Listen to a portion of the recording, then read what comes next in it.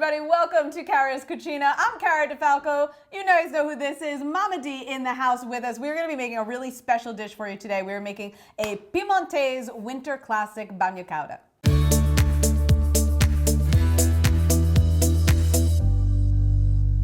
All right, guys, so this is, I happen to really like this. You don't necessarily love this dish. It's not my favorite dish in the world. It's not that I don't like it. It's just...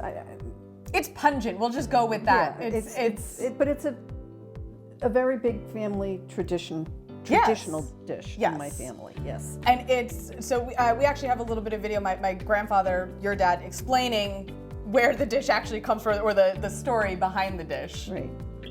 They say that this is a northern Italian thing, not southern. But how I was told it came about by my grandfather was that October, when the grapes are ripe, they make wine. And part of making the wine is when the wine is made, they take the mash and they squeeze it dry. So to not throw it away, they put water, a little sugar, and they make what they call the second wine. So in the wintertime, like November, December, by January, it's ready to drink. So now they had the first wine in barrels, they're aging it. The second wine, they drink that right away because it's got water in it, it's wine diluted. So they had so much of it, they said, how are we going to drink all this wine? So he says, we'll get everything that makes us thirsty, which is Bagna Cauda. Anchovies, garlic, olive oil. He says, and this way we can drink all the wine that there is. That's how it comes about. So you put it all in one pot? It's basically, Okay, so like Grandpa said, the whole purpose here is to make you thirsty to drink your wine. To drink wine. To drink. This seems perfectly reasonable, doesn't it? But it's a really simple dish. It's just a handful of ingredients. We've got some butter, olive oil, whole head of garlic, and a container of boneless, skinless anchovy fillets. So like I said, it's a pungent dish, but it's good. I'm gonna turn this on. I think it's this one, there we go. Mm-hmm. And we're gonna melt our butter with our olive oil, right? Mm-hmm. Get this stuff in there. So we're just making a small amount. This is for about 6 to 8 people.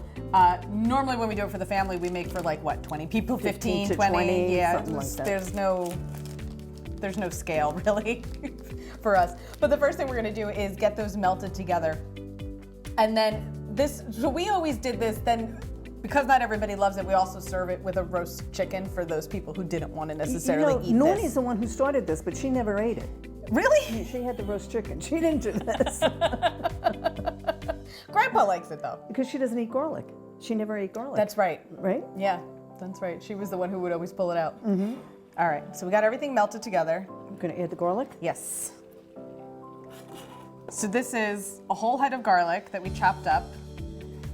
And it's basically just gonna melt into here eventually. That's kind of the whole thing. There you go. Oops. Got it. And our anchovies. So again, a whole container of anchovy fillets, boneless, skinless fillets. Ready? Yep.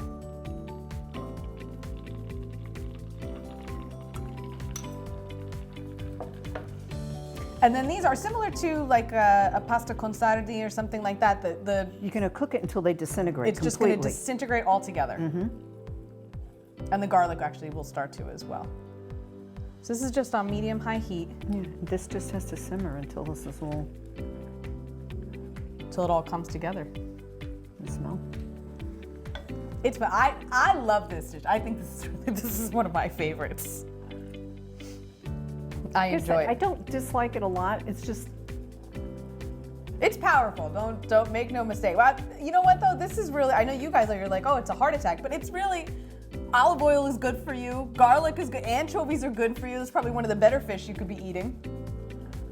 The big thing always was last man standing.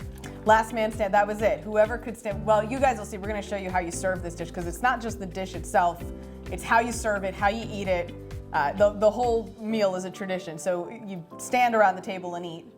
And that is always our big joke, is whoever is left still standing at the table eating at the end. Who can still handle it. You've won Bagna Cauda. I don't know what you, other than agita, I don't know what you win at that point, but you've won Bagna Cauda.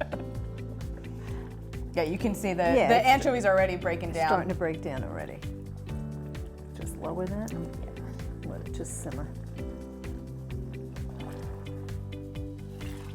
So we'll let this keep simmering. We're gonna start prepping all the veggies, all the other stuff that goes with this. We'll show you guys. Right. All right, so we're gonna let this cook for at least 30 minutes, again, just until everything really starts to disintegrate. And in the meantime, we're gonna get all of our accoutrements. Well, veggies, but you have to get veggies that make like a Make a scoop. Make a scoop. Make a scoop. That's the international symbol for that, by the way. So good things to use are like Belgian endive, celery, pepper. What I tell you what my family always used to use, but we didn't get. Cardoons. Yes, that too. Yeah, which is a type of like a type of chicory. Chicory or like a celery? It's kind of in between. Okay. So we're just going to start to but you make a platter. You see where we're going with the scoop. The scooping. And then the other thing that you can serve this with is actually some meat. So we have, I've got some beef here, and we're just gonna, this was already cubed up by the butcher, but I'm gonna make it even smaller because what we're actually gonna do is put this, on the table raw, separate from the veggies. But then also you used skewers or fondue pot if you still have one or have one currently. Because my daughter thinks no one has fondue pots anymore. I don't anymore. Because she doesn't have her fondue pot anymore. But you can use beef, chicken. We have some chicken as well that we'll be serving up with this. And you can actually let this cook.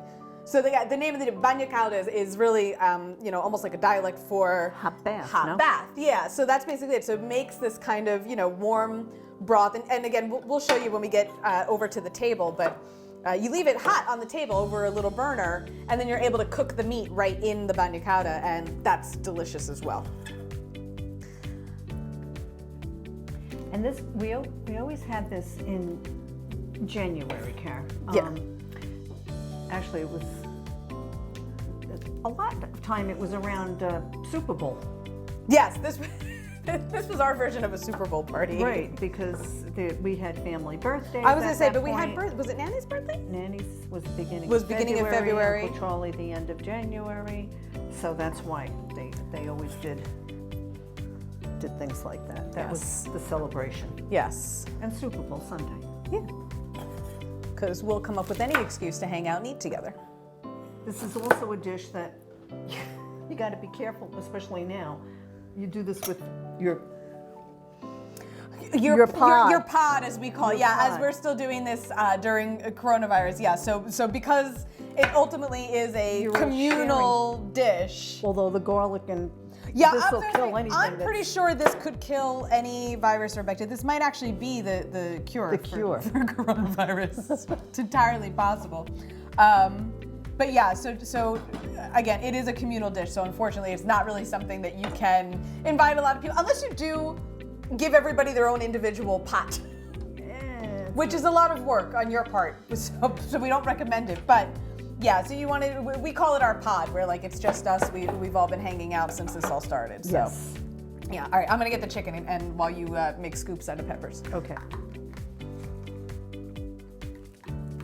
And also, you don't need to season the meat at all because there's plenty of flavor in there.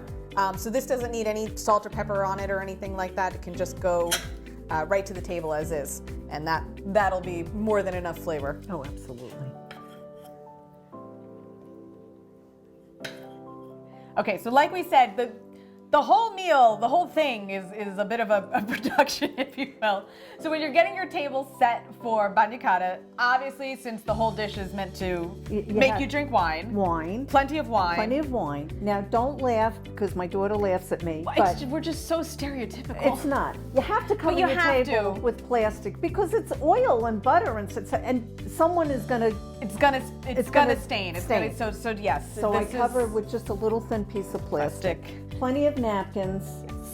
And And gonna some bring sort the of a others- burner Yes, a in little burner. in the center of the table, because you want to keep the Bagna Cauda hot, because again, if you're going to be cooking the meat in it, it just needs to stay warm throughout the whole meal. So just some sort of a portable burner that you and can tape put. your extension cord down so no one trips on the cord as they walk by. We tell you this from experience.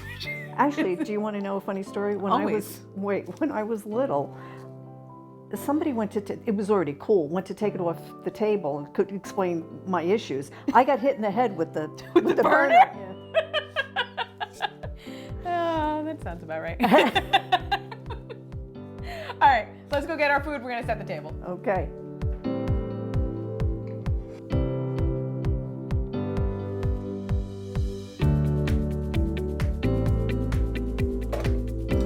Just before serving, and this actually is not in any of the, this is like a nanny did this? Naughty? Naughty. I have One no of them. idea. One of them. But it's a little bit of heavy cream that we're just gonna add, and it basically is just to kind of help cut Some of the salt. cut some of the salt and the again, the just the strength of the dish, the garlic and everything. So it's only about, in this case, it would be maybe 2 tablespoons of heavy cream. We'll just get that mixed in. Okay.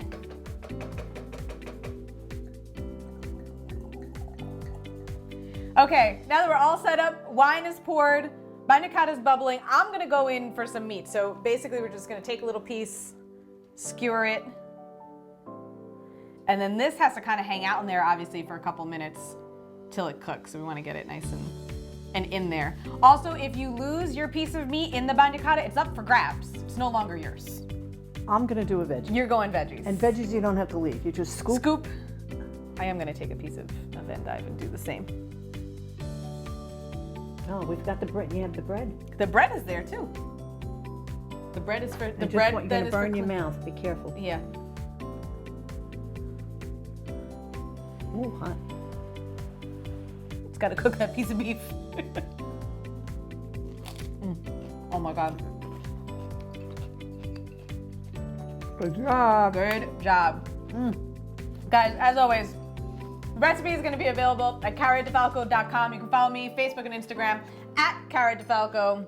Mama D's on Instagram these days too. Good luck finding her. Thank you so much. I love you.